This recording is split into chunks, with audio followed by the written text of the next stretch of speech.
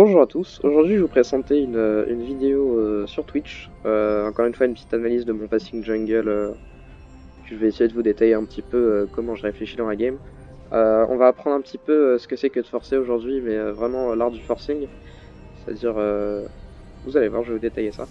Alors la game commence, hop, je coupe 2 secondes, petit point sur les compos. Alors on a une Kayle top qui va avoir besoin de beaucoup de scale, et en face il y a un Maokai.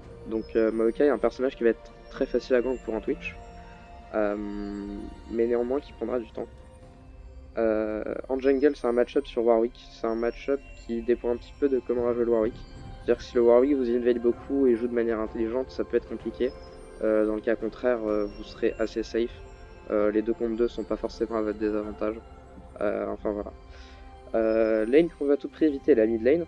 Alors certes on a un snowball match-up, mais c'est vraiment la lane qu'on va sacrifier cette fois-ci, puisqu'il y a un Fizz, et quand on est Twitch on a absolument pas envie de perdre de temps sur son early game. De faire des ganks qui soient pas rentables, où Fizz claque juste un E et s'escape, et en plus de ça ils prennent l'information. Faut savoir que l'information sur Twitch c'est quelque chose d'essentiel, c'est-à-dire que vous mettez une pression permanente si l'adversaire n'a pas l'information sur vous, donc ne vous montrez pas sur des lanes que vous ne pourrez pas tuer. Là, pendant toute cette partie, Dena va me spam de ping et m'insulter dans le chat parce que je ne l'ai pas gank. Mais c'était le bon choix. Il faut surtout que vous ayez confiance en vous. Si un allié insiste sur un gank, mutez-le et ne gankez pas sa lane si vous savez que pour vous ça ne sera pas rentable et pour mener votre équipe à la victoire. Chose très intéressante par contre, on a Thresh Lucian, donc une lane très agressive qui a beaucoup de kill potentiel sur Vénul. A savoir que là on est sur un Elo Platine 2, la botlane adverse est un Smurf. D2 à peu près, ils ont 75% de win rate en platine 1, platine 2. Donc des bons joueurs qu'il faudra essayer de target. Ok, on va commencer. Alors avec Twitch, on va toujours commencer au raid. Ce que je fais en général, c'est que je mets mon Q-spell en fait à la base pour pouvoir aller plus vite, vous voyez ici, et pouvoir aller prendre l'information sur le starter de Warwick. On l'a vu déjà dans la précédente vidéo avec le passing jungle de Jar24, mais si je sais que Warwick ne start pas bleu et que Maokai est top, et qu'il ne pull pas, il va forcément s'avancer sur sa lane pour last hit les 3 premiers millions. Et à partir de là, j'aurai une opportunité de gank, puisque Kayle, elle, doit me pull à mon buff, et prend donc un petit retard au push sur sa lane. Donc, ce qu'on va souvent avec Twitch, c'est les ganks niveau 2. Le gank niveau 2 mid commence à être très connu, et la lane est assez courte. Vous n'avez pas forcément la place de mettre énormément d'auto. C'est pour ça que moi je vous conseille, quand vous êtes top, de gank la top lane niveau 2, et quand vous êtes bot, de gank la bot lane niveau 2. Ok, du coup on va commencer, je vais accélérer un petit peu le début.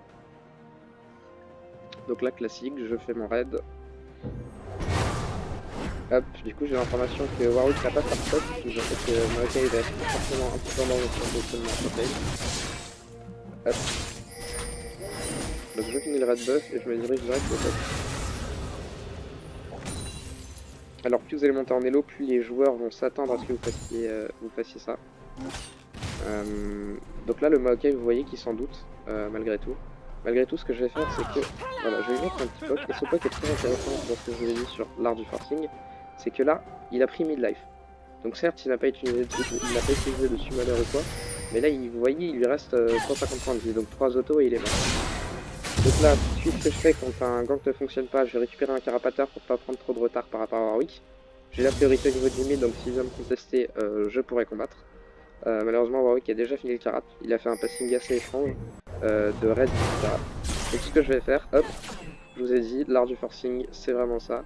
Là on retourne direct au top, le Maokai ne s'y attend pas qu'on gank 2 fois comme ça, aussi rapidement. Sauf que le truc c'est qu'il est toujours niveau 1, il a 200 HP. Donc là je fais le go, il va faire un punch qui est totalement useless parce qu'il est déjà mort. À partir du moment où je charge un punch, il est déjà mort, donc on peut récupérer le kill. À ce niveau-là, c'est déjà un début de snowball qui s'entame.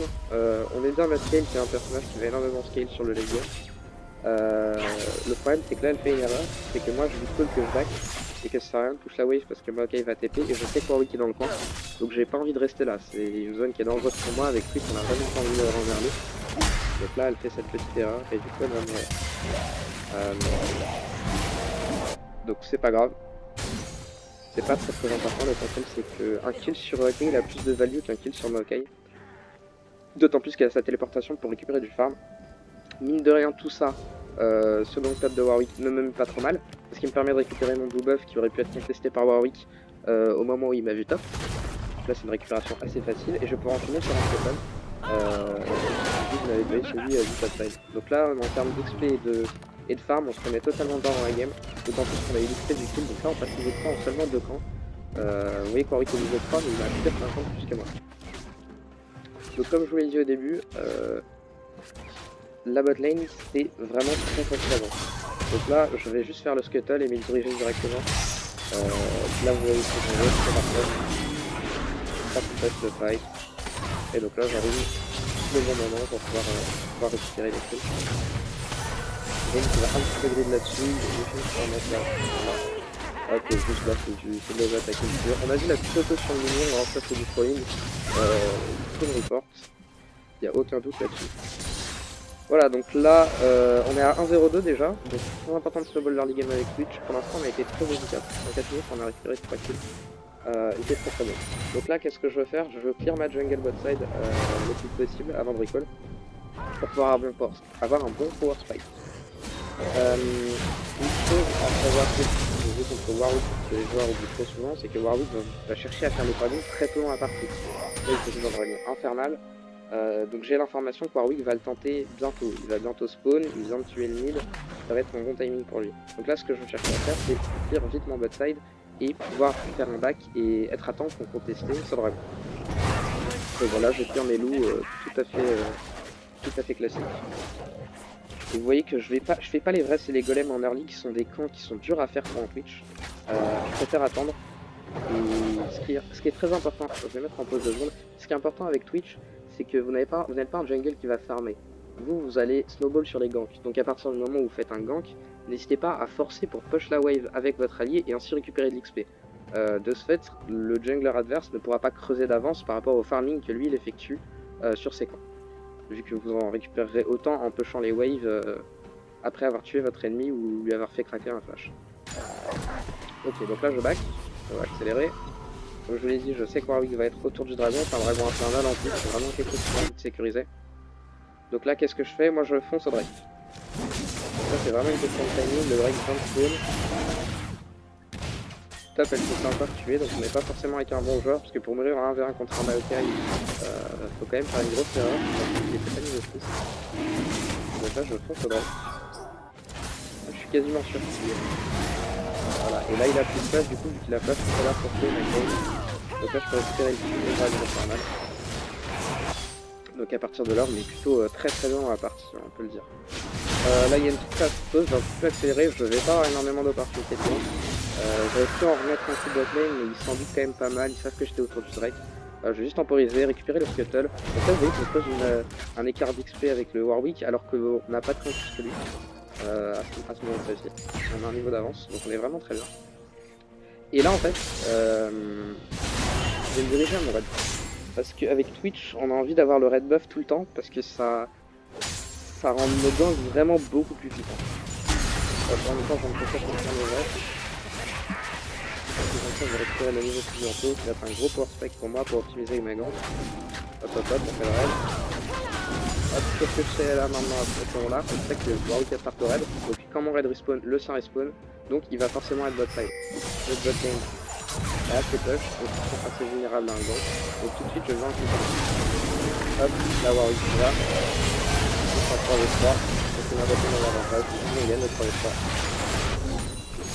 Et voilà. Donc à ce niveau-là de la game est quasiment rouille, on doit être à 3-0-3, là je vais avoir l'item jungle sur mon back. Notre botlane est en train de hard champ. Comme vous voyez, bon, militaire, il a 15 pièces d'avance mais il est mort une fois, et il va remourir plusieurs fois dans la partie. Et la personne me spammait vraiment de ping en permanence, viens mid, Warwick contre mid. Et j'ai essayé de lui expliquer que bah, c'était pas mon rôle, mais rien à faire, il faut vraiment pas écouter ces joueurs-là. Et vous contenter d'analyser les lanes, où est-ce que vous pourrez gank, et surtout quand vous jouez Twitch, où est-ce que vous pourrez kill, pour pouvoir sauver la game. Donc là comme je vous l'ai dit, top en early, c'était très facile avec Maokai vu qu'il n'était pas encore tanky. Et botlane, énormément de follow-up. Un Thresh c'est toujours un bon support à gank, donc il faut vraiment pas hésiter à gank. Et comme vous voyez aussi, j'ai beaucoup forcé, je savais que la botlane n'avait plus les summoners. C'est vraiment, quand on est jungle, tout ce qu'on va rechercher à faire, c'est exploiter les summoners que l'adversaire n'a pas, et exploiter surtout ce que vous pensez que va faire Warwick, et quelle logique il va y avoir en fonction du respawn de ses camps. Donc là vous voyez qu'on a fait sur le respawn de son raid, Et le plus possible qu'on récupère en bot lane fait que la game est quasiment jouée. Donc après la suite de la partie, vous voyez comme vous pouvez le voir sur le graphique, c'est uniquement du snowball. Là, je peux vous proposer de faire voilà, de reste, je vais encore mourir mid. Mais c'est pas grave. Là j'ai surprise mais sans vraiment d'espoir, je sais très bien que je ne peux pas le tuer. Et malheureusement je me montre. Et donc voilà, là c'est du snowball pur et dur. On va encore continuer. Donc voilà, hop, la bataille de dive. Là je vois que ça commence à partir un petit peu avec les roquettes. Et on va juste récupérer tranquillement tout sur les deux. Voilà, je mets à l'ulti pour pas prendre de risque parce que la tour est quand même déjà chargée pas mal de temps. Voilà, suite à ça on récupère la terre bot et à ce moment là, donc là on est à 5k gold d'écart à 10 minutes. C'est vraiment énorme. Pour faire une petite idée, voilà, moi j'ai 1500 gold d'avance sur Warwick. Mon ADC a le double de gold dealer, donc là la game est jouée. Le Steve malheureusement ne pourra pas faire grand chose, il a 1500 gold de moins que moi. Et c'est l'avantage, c'est qu'on a 2 ADC, on est double menace, et Steve ne peut pas nous tuer toutes les deux. Donc voilà. Hop. Alors du coup pour conclure sur cette partie, ce qu'il y a à retenir, quelles sont les différences avec Jarvan. Avec Twitch, ce que vous voulez vraiment faire, et c'est la différence qu'il y a avec Jarvan, c'est que Jarvan va pouvoir farmer ses camps de manière assez efficace, et clear cette jungle de manière rapide, ce qui fait que ses ganks ne sont pas... Comment dire, si ses ganks ratent, ce n'est pas forcément un énorme problème. Alors qu'avec Twitch en early game, vous avez besoin de réussir vos ganks pour avoir cet apport d'XP que vous n'aurez pas sur le farm de votre jungle. C'est-à-dire que là, si j'avais pas push toutes les waves que j'ai push top, push bot et l'XP que j'ai récupéré sur les kills, j'aurais eu un gros retard par rapport au Warwick, qui lui peut farm sa jungle très rapidement. Donc c'est vraiment ce qu'il y a à retenir de cette game, c'est qu'avec Twitch vous devez rechercher des ganks efficaces. Donc vraiment encore une fois on est dans l'analyse avant la game, pendant le temps de chargement, de où est-ce que je peux gank, où est-ce que j'ai des possibilités, et surtout se fier à son instinct et son plan de jeu, et ne pas... Comment dire, ne pas céder à vos alliés qui vous demandent un gank qui selon vous ne passera pas. Dans le sens où j'aurais pu gank Fizz, certes, mais trop de risques que ce gank ne soit pas efficace tout simplement. Voilà, donc c'est tout pour ce petit passing jungle early. J'espère que ça vous aura plu. N'hésitez pas à me donner des retours s'il y a des éléments que vous voudriez que je précise dans ce genre d'analyse. J'en referai certainement d'autres puisque j'ai eu quelques retours positifs. Et puis du coup c'est tout pour aujourd'hui. Voilà, merci d'avoir regardé la vidéo.